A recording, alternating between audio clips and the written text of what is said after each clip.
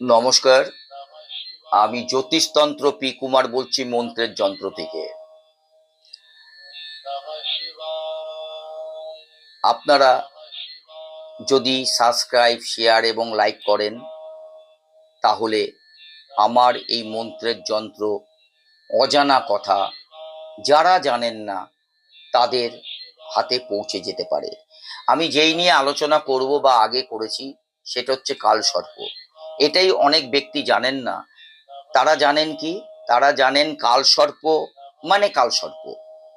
কিন্তু কালসর্পের মধ্যে যে মতভেদ আছে, কালসর্পের মধ্যে যে এক একটা কালসর্প এক এক রকম, সেটা কিন্তু আমার মনে হয় অনেক ব্যক্তি কিন্তু জানেন না।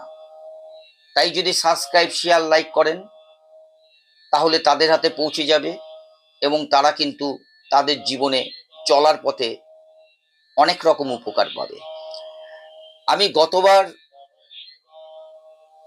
যে অডিওটা করেছিলাম কালসর্প নিয়ে, সেই কালসর্প যে অনেক রকম হয় সেই নিয়ে আলোচনা করেছিলাম এবং বলেছিলাম কুলিক কালসর্প যোগ, এই নিয়ে কিন্তু আলোচনা করেছিলাম।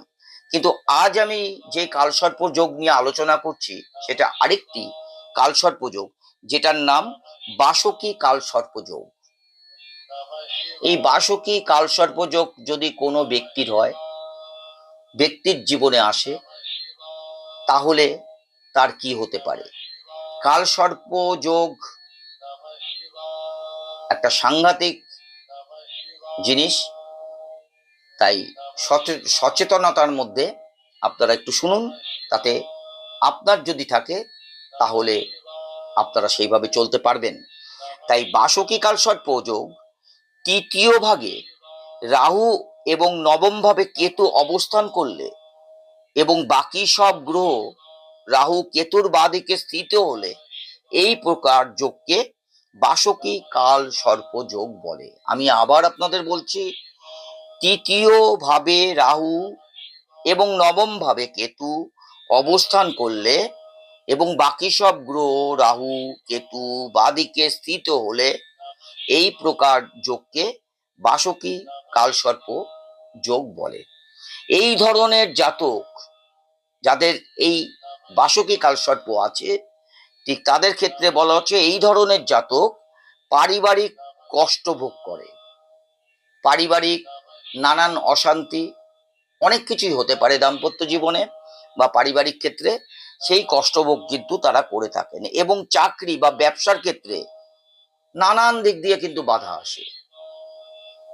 রাজকীয় সেবার সুযোগও প্রাপ্ত হয়, কিন্তু শুধু বাধা হলে হবে না, এটাও কিন্তু মাঝে মাঝে আসে হয় এবং বৈবাহিক সুখও নষ্ট হতে পারে।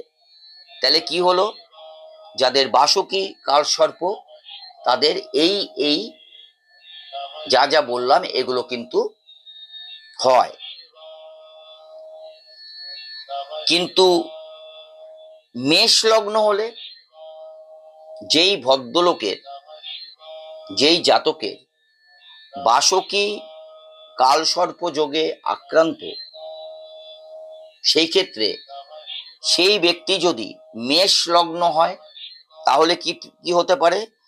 মেষ লগ্ন হলে এবং অন্য গ্রহগুলির স্থিতি ঠিক থাকলে জাতক জীবনে সাফল্য অর্জন করে,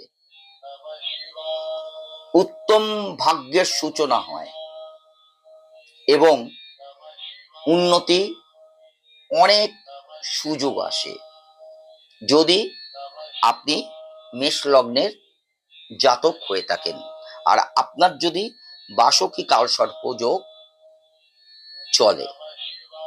নমস্কার।